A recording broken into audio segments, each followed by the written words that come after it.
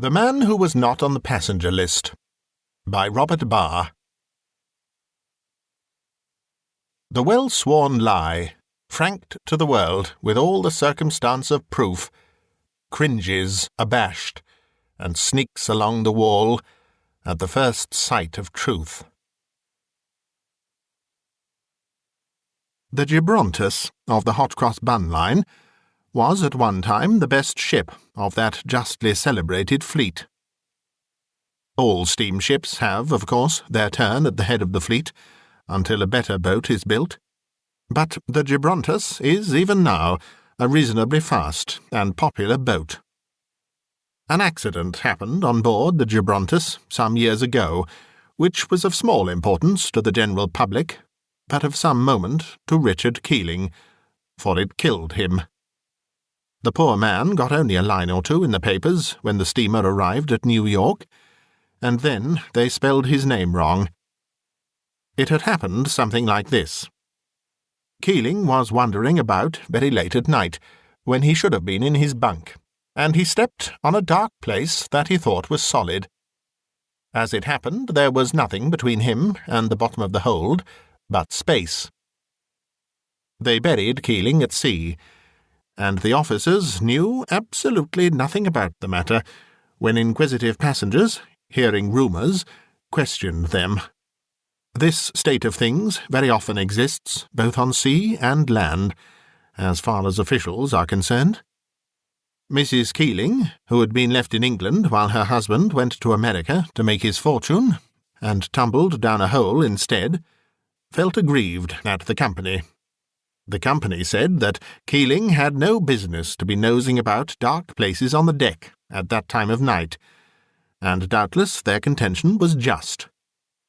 Mrs. Keeling, on the other hand, held that a steamer had no right to have such man-traps open at any time, night or day, without having them properly guarded, and in that she was also probably correct. The company was very sorry, of course, that the thing had occurred, but they refused to pay for Keeling, unless compelled to do so by the law of the land. And there matters stood.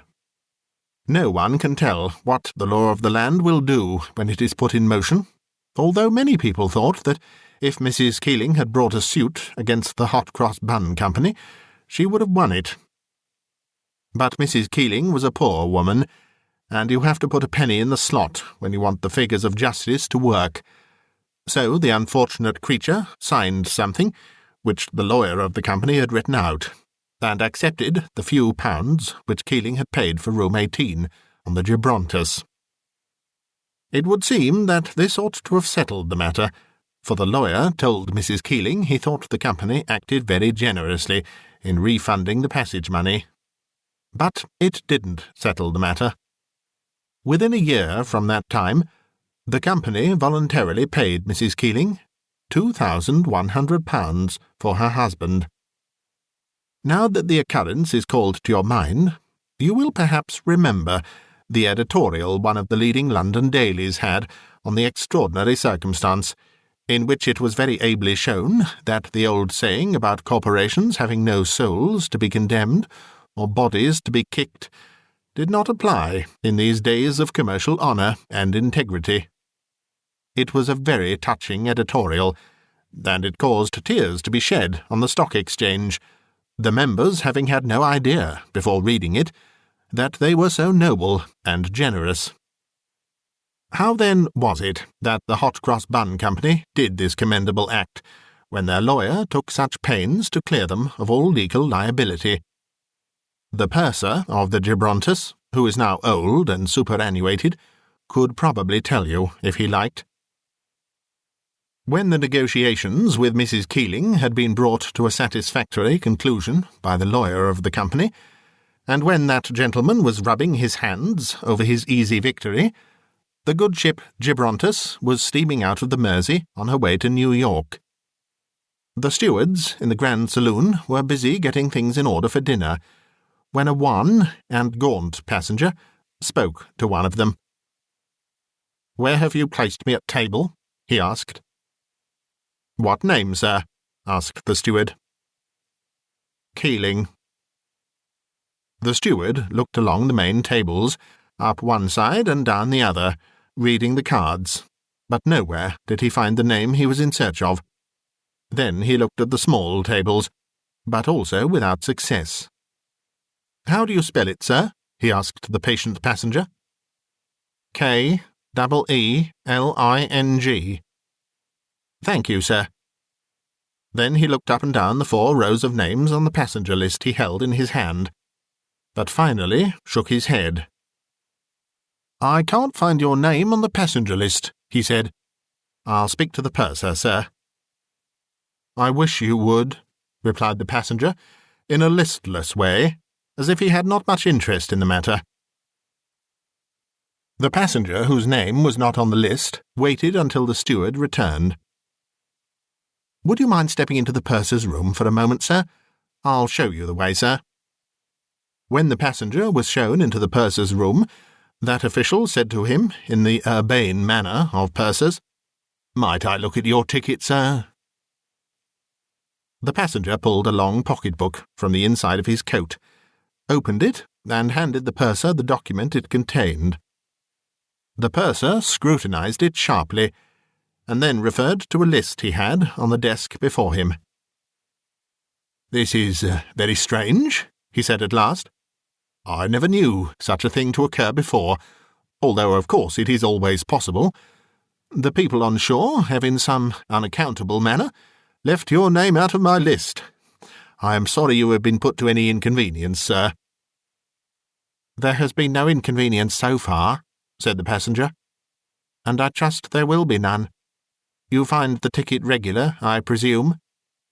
Quite so, replied the purser. Then to the waiting steward, "Give Mr. Keeling any place he prefers at the table which is not already taken. You have room 18. "That was what I bought at Liverpool."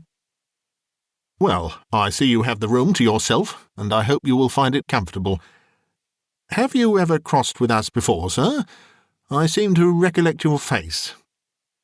"I have never been in America." "Ah, I see so many faces, of course, that I sometimes fancy I know a man when I don't. Well, I hope you will have a pleasant voyage, sir." "Thank you." Number 18 was not a popular passenger. People seemed instinctively to shrink from him, although it must be admitted that he made no advances. All went well until the Gibrontus was about halfway over. One forenoon, the chief officer entered the captain's room with a pale face, and, shutting the door after him, said, "I am very sorry to have to report, sir, that one of the passengers has fallen into the hold." "Good heavens!" cried the captain. "Is he hurt?" "He is killed, sir." The captain stared aghast at his subordinate. "How did it happen? I gave the strictest orders those places were on no account to be left unguarded." Although the company had held to Mrs. Keeling that the captain was not to blame, their talk with that gentleman was of an entirely different tone. "That is the strange part of it, sir. The hatch has not been opened this voyage, sir, and was securely bolted down." "Nonsense! Nobody will believe such a story. Someone has been careless. Ask the purser to come here, please." When the purser saw the body, he recollected, and came as near fainting as a purser can. They dropped Keeling overboard in the night, and the whole affair was managed so quietly that nobody suspected anything, and, what is the most incredible thing in this story, the New York papers did not have a word about it. What the Liverpool office said about the matter nobody knows, but it must have stirred up something like a breeze in that strictly business locality.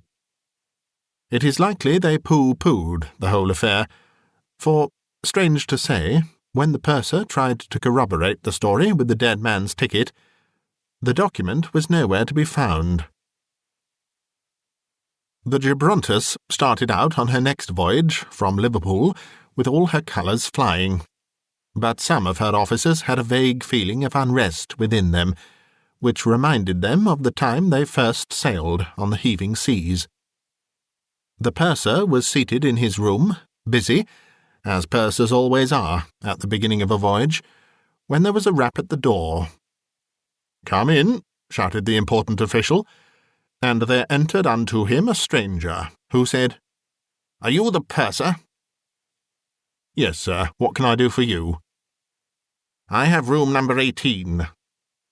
"What?" cried the purser, with a gasp, almost jumping from his chair.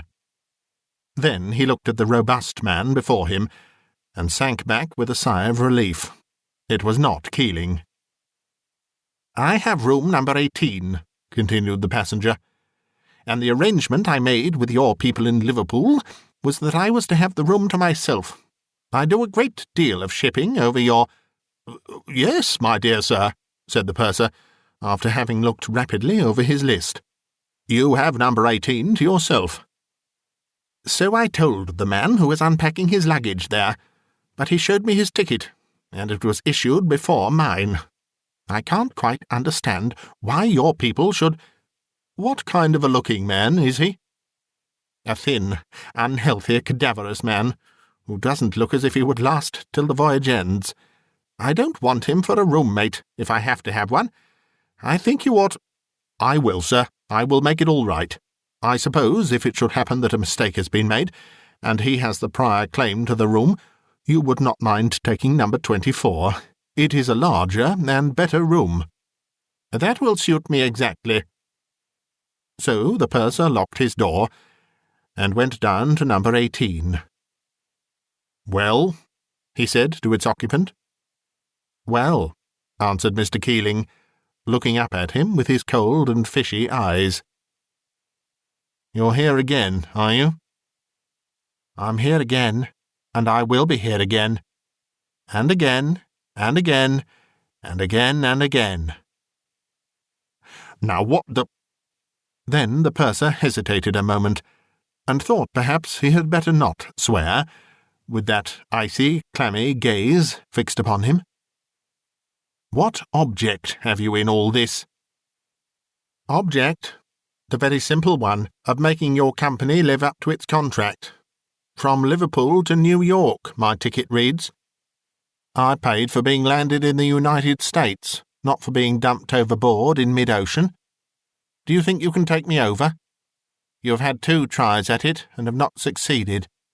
Yours is a big and powerful company, too. If you know we can't do it, then why do you—" The purser hesitated. "Pester you with my presence?" suggested Mr. Keeling. "Because I want you to do justice. £2,000 is the price, and I will raise it £100 every trip." This time the New York papers got hold of the incident, but not of its peculiar features. They spoke of the extraordinary carelessness of the officers in allowing practically the same accident to occur twice on the same boat. When the Gibrontus reached Liverpool, all the officers, from the captain down, sent in their resignations. Most of the sailors did not take the trouble to resign, but cut for it. The managing director was annoyed at the newspaper comments, but laughed at the rest of the story. He was invited to come over and interview Keeling for his own satisfaction, most of the officers promising to remain on the ship if he did so. He took room 18 himself. What happened I do not know, for the purser refused to sail again on the Gibrontus, and was given another ship. But this much is certain. When the managing director got back, the company generously paid Mrs. Keeling £2,100.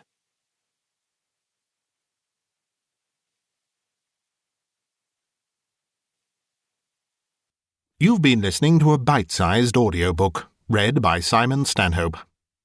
For more stories like this, please try the links below, and do click subscribe and hit the bell to hear about future uploads. You may also be interested in becoming a channel member. There are a few options available with various benefits. Click the Join button to find out more. This recording is copyright Bitesized Audio 2021. Thank you for listening.